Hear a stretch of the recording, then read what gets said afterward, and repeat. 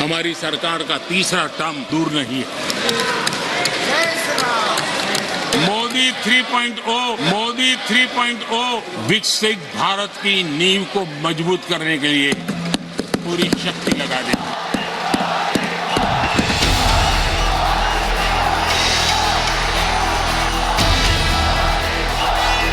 मोदी ने अपनी तीसरी पारी का जोर शोर से ऐलान कर दिया है। 24 के चुनाव में बड़ी जीत हासिल कर मोदी 3.0 का बिगुल फूंक दिया है। तीसरी बार मोदी सरकार, ये तो तय है। और मोदी के इस इरादे पर कांग्रेस अध्यक्ष ने भी मोहर लगा दी। खड़गे ने मोदी 400 पार कहा तो पीएम ने उनके आशीर्वाद को सिर आंखों पर रख लिया। खड़गे जी भी एम्पायर नहीं है, कमांडोज नहीं है, तो चौके छक्के मारने में मजा आ रहा था।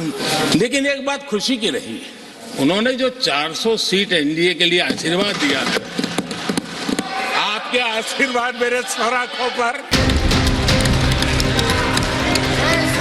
लोकसभा के बाद राज्यसभा में भी मोदी उसी तेवर के साथ नजर आए और अपनी विजय का शंखनाद कर विरोधियों के अरमान ध्वस्त कर दिए।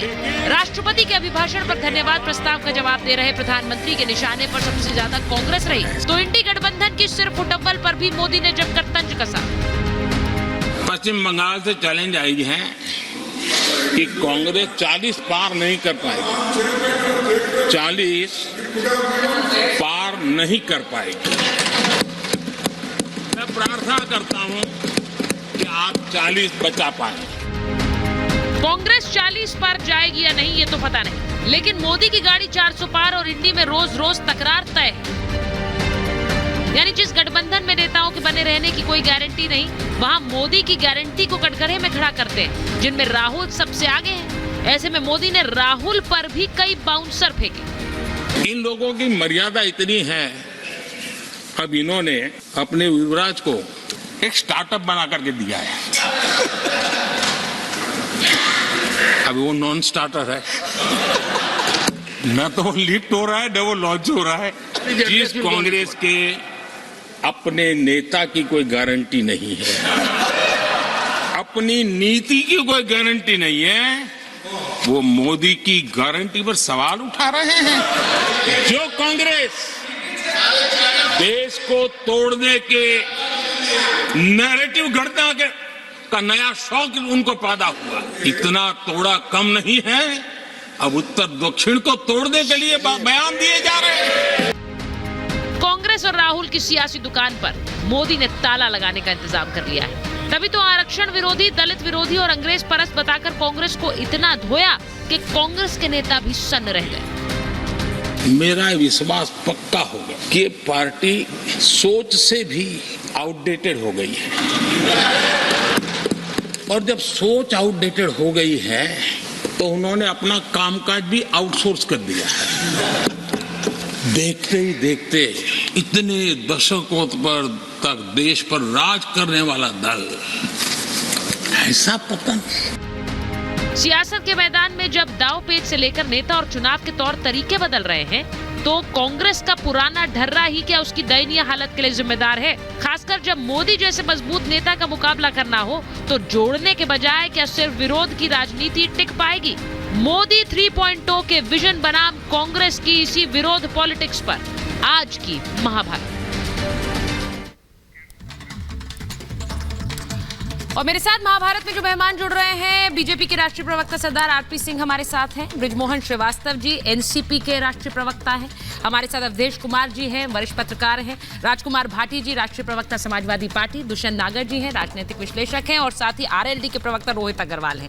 मैं शुरुआत जरा सबसे पहले सरदार आरपी सिंह आपके साथ कर लेती हूँ। ये जरा बता दीजिए कि नरेंद्र मोदी ने आज नाम नहीं लिए हैं, लेकिन उन्होंने बहुत सारे तंज कसकर यह बता दिया है कि कुनबा उन्हीं का बढ़ रहा है, 400 पार वही आ रहे हैं। मोदी 3.0, मुझे यह बता दीजिए, जो स्क्रीन पर दिख रहे हैं इनमें से भी कई नेता आपकी तरफ तो नहीं आ जाएंगे 24 आते आते? अब देखिए, इनमें से कौन आने वाले समय तक प्रभावित होगा, परंतु जैसे आपने बताया अभी अपने प्रोमो में कि कई लोग हैं जो प्रधानमंत्री मोदी जी की जो नीतियां हैं और जो उनकी नीयत है उससे प्रभावित हैं, और वह मोदी जी का साथ देने को तैयार है या मोदी जी के साथ चलने को तैयार है। और अभी तो बंगाल में गई थी यात्रा, तब देख लिया क्या हाल हुआ। बिहार में गई यात्रा तो देखा क्या हाल हुआ। अभी बाकी राज्य बाकी हैं, देखते हैं कैसे अगले राज्यों में क्या क्या होता है। परंतु ये तय है कि चुनाव आने तक बहुत ज़्यादा खलबली और बहुत ज़्यादा उठक बैठक होगी। हमें इंतज़ार करना चाहिए, क्योंकि ये तो तय है कि जिस प्रकार पिछले 10 साल में सरकार चली है, जिस प्रकार 10 साल में जन कल्याण नीतियाँ सरकार ने दी हैं अपनी, जिस प्रकार से किसान की, युवा की, गरीब की, महिला की चिंता की गई है, हर वर्ग की अलग अलग से चिंता की गई है, उससे नेता भी प्रभावित है और लोग भी प्रभावित है। और उसके चलते हुए क्योंकि लोगों का, जन का जो प्रभाव नेताओं पे पड़ता है, उसके कारण से वह अपनी बोली भी और अपनी चाल भी बदलते हैं। मैं आपसे आपके पास वापस आऊं उससे पहले एक बार दुष्यंत जी आपके पास आ रही हूं। ना लॉन्च हो रहे हैं ना स्टार्ट हो रहे हैं जी, मोदी किस पर ये तंज कस रहे हैं? नहीं, जिस पर भी कर रहे हैं, लेकिन मैं ये कहना चाहता हूं कि इतनी परेशानी क्यों है? 2-2 घंटे का भाषण हो रहा है, स्टार्टअप की जिम्मेदारी कोई विजन नहीं दे पा रहे हैं माननीय प्रधानमंत्री जी। लेकिन कोई स्टार्टअप चल नहीं पा रहा तो उन्हें चिंता हो रही। भाई मैं पहली बात तो अपने साथी को बताना चाहता हूं, आरपी सिंह जी को, आधे स्टार्टअप देश के बंद हो गए। अच्छा, देश की एमएसएमई की 35,000 से ज्यादा यूनिटें बंद हो गई। मोदी जी बात नहीं हो रही उससे, उस पे काम नहीं कर रहे कि उसको कैसे सुधारा जाए। देश में निर्माण क्षेत्र तबाह हो गया, उस पे बात नहीं कर रहे। लोगों को रोजगार कैसे दिया जाएगा, उस पे बात नहीं कर रहे। तीसरे कार्यकाल के लिए मैंडेट मांग रहे हैं, लेकिन 2 का हिसाब नहीं दे रहे। कितनी स्मार्ट सिटी बनी, कितनी नौकरियां दी गई। अच्छा, वो मैंडेट मांग नहीं रहे हैं दुष्यंत जी, वो कह रहे हैं 3.0 शुरू हो गया है, एड्रेस कर रहे हैं। 3.0 का कार्यकाल तय है। वो ये अब मैं इसलिए पूछ रही हूँ क्योंकि ये कॉन्फिडेंस नरेंद्र मोदी का कहां से आ रहा है? उसमें बहुत श्रेय आपका भी है, कांग्रेस पार्टी का भी। उसमें श्रेय तो हमारे जो तंत्र है उस तंत्र का है। तंत्र के ऊपर, सरकारी तंत्र पे भाजपा का नियंत्रण तगड़ा है। अच्छा। और वो कॉन्फिडेंस के ऊपर वो बोल रहे हैं, मतलब मैंडेट मिलने से पहले ही घोषणा कर रहे हैं। तो इसका मतलब बिलीव कहां से आ रहा है? लोगों के ऊपर तो बिलीव है नहीं। लोगों के ऊपर बिलीव होता तो लोगों को एड्रेस करते। लोगों पर बिलीव नहीं है क्या? की बात करते। अच्छा, लोगों की समस्या की बात कहां हुई है? आपने कहा लोगों पर बिलीव नहीं है। लोगों पे बिलीव। अवधेश जी एक बार आपके पास आ रही हूँ। ये लोगों के विषय में क्या बात है? लोगों पर बिलीव नहीं हो तो क्या वो 400 पार की बात कर सकते हैं? ये कॉन्फिडेंस कहां से आता है नरेंद्र मोदी का कि उन्हें पता है कि मैं वापस आ रहा हूं, उन्हें पता है कि 400 सीटें आ रही हैं? कैसे पता है? वो कह रहे हैं लोगों से तो पूछा नहीं। देखिए, ऐसा है कि पिछले लोकसभा चुनाव के उनका भाषण और राज्यसभा चुनाव के भाषण को मैंने तो यही तो मोदी जी ने कहा कि पहले के जो कांग्रेस के नेता थे उनको लोगों से भी उम्मीद नहीं थी, देश से भी उम्मीद नहीं थी। ये तो उन्होंने नेहरू जी का भाषण कोट किया था कि उसी कारण देश बदला है।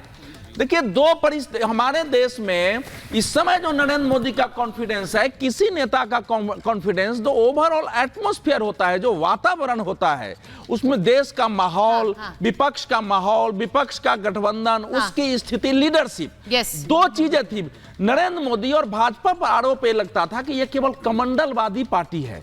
और इस कारण अयोध्या मूवमेंट में उसकी सीटें बढ़ी 89, 91, 119 और 182 तक गई। नरेंद्र मोदी ने इस दोनों के बीच संतुलन बनाया है। अयोध्या का जो प्रभाव पूरे भारत और दुनिया में दिखा है उस दिन, जिससे कि आपको तमिलनाडु के मछुआरे से लेकर के और चारों तरफ जुड़े हैं, एक वातावरण पूरे देश में बना है। लेकिन नरेंद्र मोदी ये बता रहे हैं कि असली मंडलवादी तो हम ही है। नेहरू जी पिछड़े के विरोधी रहे हैं। हमारे समय में पिछड़ों को आरक्षण बढ़ा है। हमारे समय में जो आर्थिक रूप से पिछड़े हैं उनको बढ़ाया। SC ST को तो हमने ही दिया। हमारे समर्थन की सरकार में बाबा साहब अम्बेडकर को मिला है। मैं कहना चाहता हूं, बहुत लंबा हो गया आपका, लंबा हो गया ये